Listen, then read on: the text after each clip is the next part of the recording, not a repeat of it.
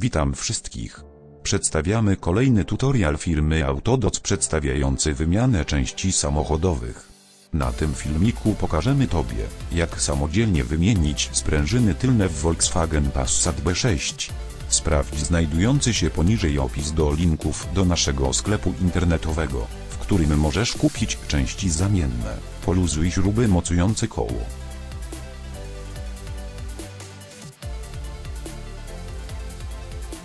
Zdejmij koła tylne.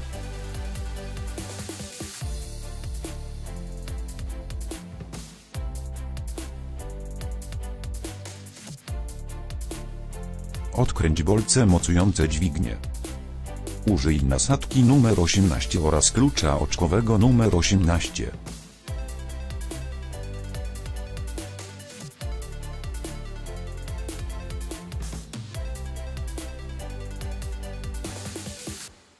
Podprzyj wahacz poprzeczny w dół za pomocą lewarka hydraulicznego.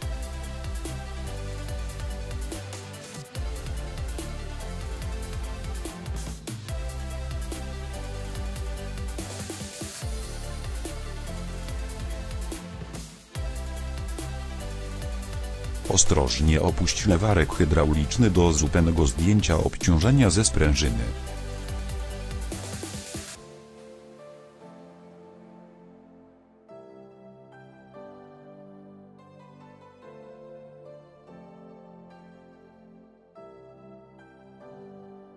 Zdejmij sprężynę.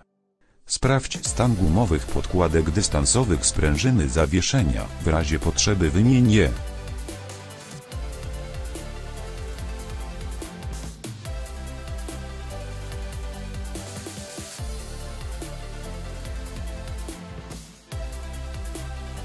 Zainstaluj sprężynę.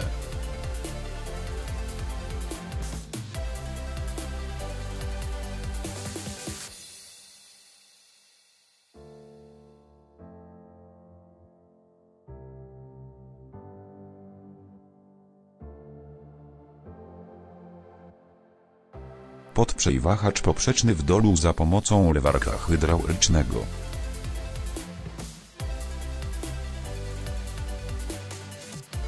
Dokręć śruby mocujące ramię. Użyj nasadki numer 18 oraz klucza oczkowego numer 18.